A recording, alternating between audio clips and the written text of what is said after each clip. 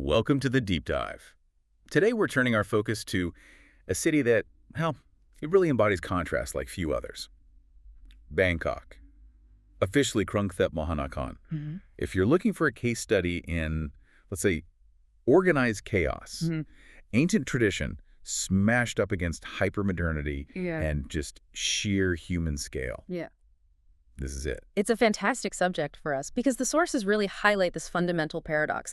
Our mission today is to unpack how Bangkok manages to be this global powerhouse, culturally and economically. Right. While at the same time, it's dealing with these immense pressures. We're talking climate change, massive population shifts, and the ground is literally sinking beneath it. It's a system under serious constant strain. And that scale you mentioned, we're talking over 11 million people just in the metro area. But, that's only part of the picture. You have to add the visitors. Before the pandemic in 2019, the city was seeing over 22 million international visitors annually. Just incredible numbers. And the density. Over 7,000 people crammed into every square kilometer. It's not just growing. It feels like it's constantly overflowing. So let's start with that growth, the physical expansion. Sources show the urban footprint has basically tripled since the 1970s. That lines up pretty neatly with Thailand's industrial push, doesn't it? Oh, absolutely. They're completely intertwined. Bangkok isn't just where the government sits. It effectively is the Thai economy in many ways. Really? How much are we talking? Well, think about this. This single urban region generates almost half of Thailand's entire GDP. Half. That's huge. Thailand's GDP in 2022 was nearly $500 billion USD. So one city region is driving that much, mostly from manufacturing, trade, real estate. Those are big parts, yes. Manufacturing, trade, property, but also a really deep services sector. That's key. Services like finance, logistics. Exactly. Finance, logistics, high-end healthcare attracting people from across the region. It's very diversified. And that concentration makes Bangkok not just the political capital, but, the undisputed financial and logistical hub for the whole Mekong area. Okay. So the key takeaway here is you can't really grasp Thailand's economy without understanding Bangkok's absolute dominance. Precisely. It's the engine room. Okay, let's rewind a bit. To understand the paradox, we need the history. The city as we know it was founded back in 1782, right? King Rama III. That's right. Founding the Rattanakosin Kingdom, setting up the capital on the Chao Phrai's eastern bank, building the Grand Palace.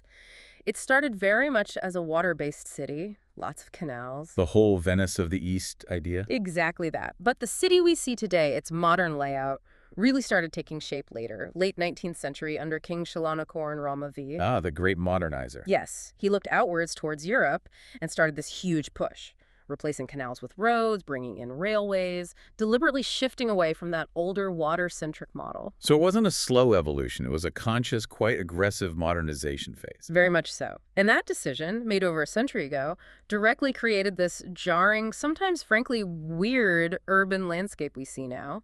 Two distinct eras colliding on the same streets. Jarring is a good word. UNESCO records show something like 400 Buddhist temples. Ancient sites. Over 400, yeah. Many centuries old. But they're not tucked away in quiet corners. They're literally squeezed in next to giant shopping malls and office towers. That's the classic Bangkok image, isn't it? You see the ancient spires of Waterun, hundreds of years old. And then right behind them, the glass and steel skyline of the Sathorn Business District. It's like tradition isn't just next to modernity, it's almost propping it up. Creates this unique cultural density. Density is exactly the point. And it's that density, that unique mix, that fuels its power as a global tourism magnet. It really is the global leader, or was consistently pre-COVID. The data is clear. World's most visited city, 22.7 million international arrivals in 2018. Just mind-boggling. It is. And while the Grand Palace and the temples get people there initially, the sources suggest something else keeps them coming back or makes the experience so rich. Let me guess. The food. The food, absolutely.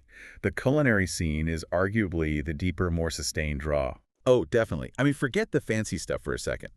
Just the sheer amount of food options. Over 320,000 registered food outlets. It's unbelievable. Everything from street vendors selling, these incredible dishes perfected over generations for next to nothing. The best stuff often is. All the way up to world-class Michelin-starred dining experiences. It's the whole spectrum. And this incredibly successful tourism sector, plus the service economy around it, brings in huge amounts of revenue.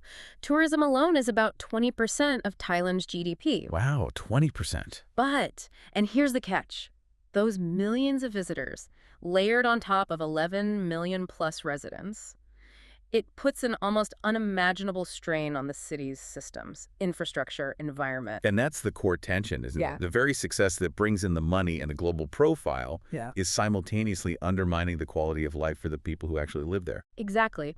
The sources really pose that dilemma. Does tourism need some kind of control, some limits? Because the price of being the world's favorite destination is paid in traffic jams, pollution, and maybe even the stability of the land itself. Yeah, let's talk about that stability. Because geographically, Bangkok seems kind of cursed. It's built on a flat, marshy river delta, the Chao Phraya floodplain. Not ideal ground for Megacity, no. And it's actively sinking. The figure usually cited is between 1 and 2 centimeters per year. A big part of that was historic groundwater extraction, just pumping too much water out from underneath the city for decades. 1 to 2 centimeters. It doesn't sound dramatic, maybe, Right. but compound that year after year and add rising sea levels from climate change. And you've got a serious problem. Climate studies are pretty stark. They warn large parts of the metro area could face chronic, serious flooding by 2050. Maybe sooner. So what are they doing? Just accepting it? Or is there a fight back? Oh, they're fighting back. Big time. Huge investments in infrastructure, massive seawalls, complex underground drainage tunnels, trying to manage water flow, shifting away from relying on groundwater. But it's incredibly expensive, a constant engineering battle against geology and hydrology, trying to protect a city built perhaps where it shouldn't have been. And that infrastructure challenge isn't just about water, it's about people, too.